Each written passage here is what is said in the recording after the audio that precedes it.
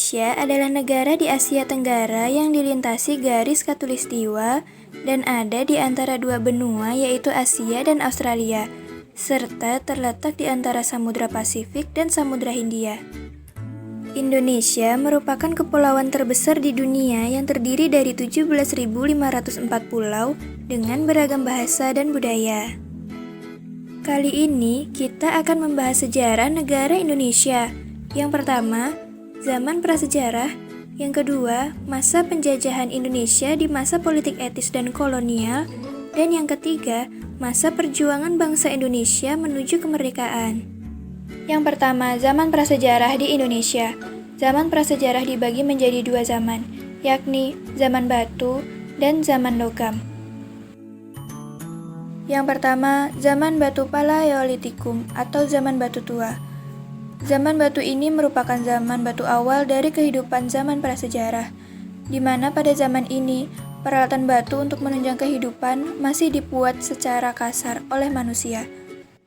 Zaman ini berlangsung sekitar 600.000 tahun sebelum Masehi atau pada akhir zaman Pleistosen. Zaman ini dikenal istilah kehidupan nomaden atau hidup berpindah-pindah, tergantung di mana sumber makanan atau buruan berada. Kehidupan pada zaman ini belum nampak adanya hunian. Manusia tinggal di gua atau tempat perlindungan lainnya yang aman dari gangguan alam dan hewan buas. Selanjutnya yaitu zaman batu Mesolitikum atau zaman batu tengah. Zaman ini kehidupan sudah mulai berkembang, manusia sudah mengenal sistem masyarakat dan tidak lagi berkelompok. Tempat tinggal mereka sudah menetap di sebuah hunian rumah panggung sederhana atau tetap di gua. Manusia juga mengenal cara bercocok tanam dan bagaimana pembagian tugas dalam sosial. Misalnya laki-laki berburu dan wanita memasak. Selain itu, pada zaman ini manusia sudah mengenal kesenian seperti musik dan beberapa peninggalan zaman Mesozoikum seperti lukisan di dinding gua dan sebagainya. Adapun perkembangan dari zaman ini beralih kepada zaman Neolitikum atau Megalitikum. Selanjutnya zaman batu Neolitikum atau zaman batu muda. Zaman ini, kehidupan praaksara sudah berkembang pesat, di mana manusia sudah berevolusi dalam segi kehidupan. Misalnya tidak lagi bergantung dari berburu dan mulai mengembangkan cara bercocok tanam, beternak, dan sejenisnya. Kehidupan pada zaman ini juga sudah mulai berkembang dengan hilangnya budaya nomaden dan digantikan dengan penghuni tetap pada suatu tempat. Selanjutnya zaman batu Megalitikum. Zaman ini merupakan perkembangan dari zaman batu yang berelasi dengan kehidupan ritual keagamaan. Zaman ini bebarengan dengan zaman Neolitikum yang menghasilkan bukan hanya alat, namun juga berkenaan dengan upacara-upacara keagamaan atau kepercayaan orang zaman itu. Selanjutnya zaman logam. Pada zaman logam, orang sudah membuat alat-alat dari logam selain alat-alat dari batu. Orang sudah mengenal teknik melebur logam dan mencetaknya menjadi peralatan. Teknik pembuatan alat logam ada dua macam, yaitu dengan cetakan batu dan dengan cetakan tanah liat dan lilin yang disebut dengan Asyir Perdu. Kelebihan teknik yang pertama dengan cetakan adalah dapat digunakan berkali-kali. Periode logam disebut juga masa perundagian, karena dalam masyarakat timbul golongan undagi yang terampil melakukan pekerjaan tangan. Zaman logam dapat dibagi menjadi dua, yaitu zaman perunggu dan zaman besi. Selanjutnya, penjajahan Indonesia di masa politik etis dan kolonial. Latar belakang politik etis. Politik etis atau juga dikenal dengan sebutan politik balas budi adalah suatu gagasan yang menyatakan bahwa pemerintahan kolonial memegang tanggung jawab moral bagi kesejahteraan pribumi. Balas budi dipandang sebagai hal yang harus ditunaikan karena telah sekian waktu lamanya Belanda memperoleh keuntungan dari tanah Hindia Belanda. Sedangkan rakyat pribumi boleh dikatakan menderita kesengsaraan, salah satunya adalah akibat dari tanam paksa. Ide politik etis diwujudkan ke dalam tiga hal sebagai berikut. Yang pertama, edukasi. Yang kedua, irigasi. Dan yang ketiga, transmigrasi. Dampak politik etis bagi Indonesia. Yang pertama, dibangunnya infrastruktur. Contohnya, rel kereta api, bendungan, dan lain-lain. Yang kedua, masyarakat perkotaan yang makin modern, seperti terjadinya akulturasi budaya. Yang ketiga, edukasi yang melahirkan dua kelompok, yaitu kelompok terpelajar dan kelompok fungsional yang dipekerjakan di perkantoran Belanda. Selanjutnya, perjuangan bangsa Indonesia menuju kemerdekaan. Jepang menduduki beberapa wilayah di Indonesia. Bangsa Indonesia juga melakukan pemberontakan untuk melawan kekejaman pemerintah pendudukan Jepang. Pada tahun 1944, pemerintah Jepang memberikan janji kemerdekaan Indonesia setelah berhasil melawan Belanda. Jepang memerlukan dukungan kekuatan untuk mengusir penjajah dengan memberikan janji kemerdekaan. Jepang memperbolehkan mengibarkan bendera merah putih di samping bendera Jepang. Jepang memperbolehkan menyanyikan lagu kebangsaan Indonesia. Kemudian lahirlah BPUPKI 1 Maret 1945 yang diketuai oleh Dr. Rajiman Widyodiningrat. Sedangkan wakil ketuanya Ais Bangase dan Suroso. BPUPKI yang memiliki anggota sebanyak 60 orang tersebut dilantik oleh Letnan Jenderal Harada Kumakichi pada tanggal 28 Mei 1945. Pada tanggal 29 Mei 1945 sampai dengan tanggal 1 Juni 1945, BPUPKI menyelenggarakan sidang yang pertama dengan agenda utama adalah perumusan dasar bagi negara Indonesia merdeka. Dalam sidang tersebut, tampillah 3 tokoh yang memberikan beberapa gagasan tentang dasar negara Indonesia merdeka. Ketiga tokoh yang dimaksud adalah Mr. Muhammad Yamin, Mr. Supomo, dan Insinyur Soekarno. Pada bulan Juli 1945, Jepang semakin tertekan dengan penyerangan tentara sekutu.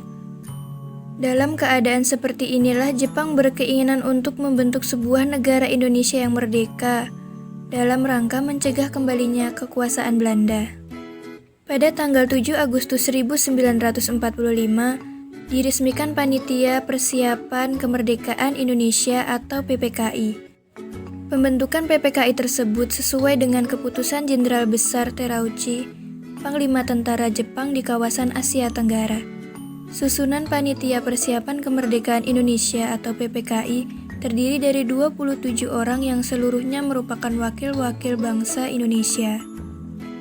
Pada tanggal 9 Agustus 1945, 3 tokoh nasionalis Indonesia yakni Dr. Rajiman Widyodiningrat, Insinyur Soekarno, dan Dr. Andes Muhammad Hatta dipanggil oleh Jenderal Besar Terauchi ke Dalat, Saigon, Vietnam.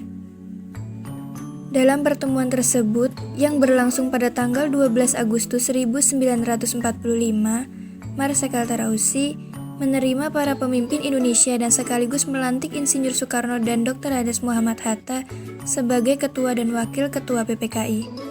Pertemuan antara tokoh-tokoh nasionalis Indonesia dengan pimpinan Jepang tersebut digunakan untuk membicarakan suatu hal yang sangat penting, yakni yang pertama, membicarakan waktu Indonesia merdeka dan membahas kembali batas-batas wilayah negara Indonesia merdeka, yakni bekas jajahan Hindia Belanda. Pada pukul 4.30 waktu Indonesia Barat tanggal 17 Agustus 1945, para pemimpin dan pemuda bangsa Indonesia keluar dari kediaman Laksamana Muda Maida.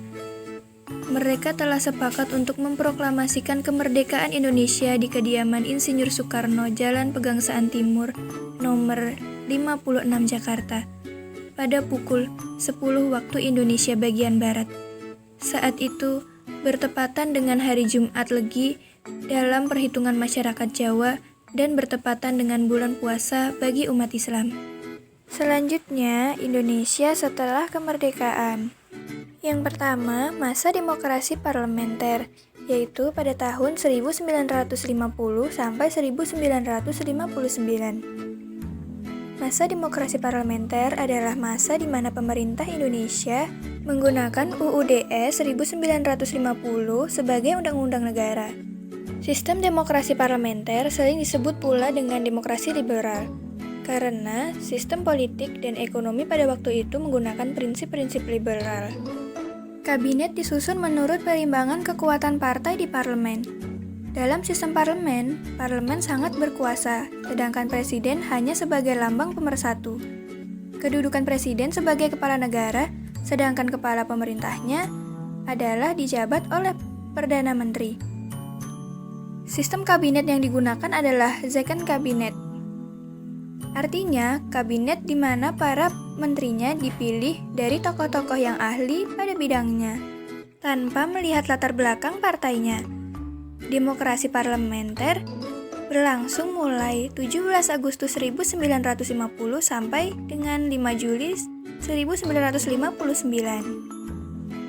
Selanjutnya, masa demokrasi terpimpin, yaitu pada tahun 1959 sampai dengan 1965.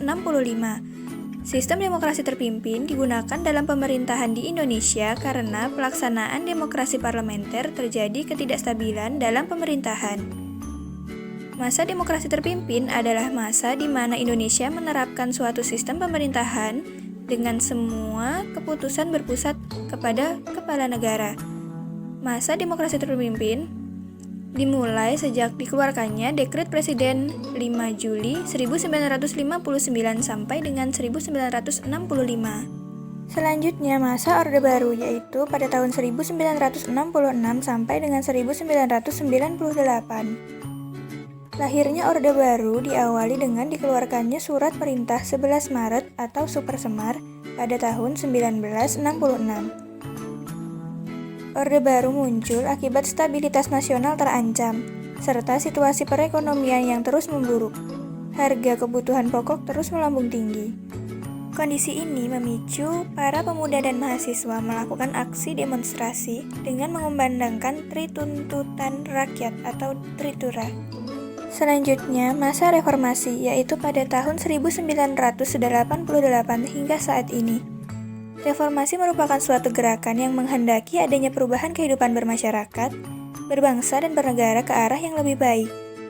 Seperti halnya munculnya Orde Baru, masa reformasi dilatar belakangi dengan adanya krisis ekonomi yang melanda beberapa negara termasuk Indonesia. Keadaan ini diperparah dengan terkuaknya praktik korupsi, kolusi, dan nepotisme atau KKN di kalangan pejabat pemerintah. Dampak dari situasi ini adalah terjadinya demonstrasi oleh para mahasiswa yang menuntut penurunan harga sembako, penghapusan monopoli, dan KKN. Bahkan para mahasiswa juga menuntut Presiden Soeharto turun dari jabatannya. Akhirnya, pada tanggal 21 Mei, Presiden Soeharto mengundurkan diri dan menyerahkan jabatan presiden kepada wakilnya yaitu B.J. Habibie.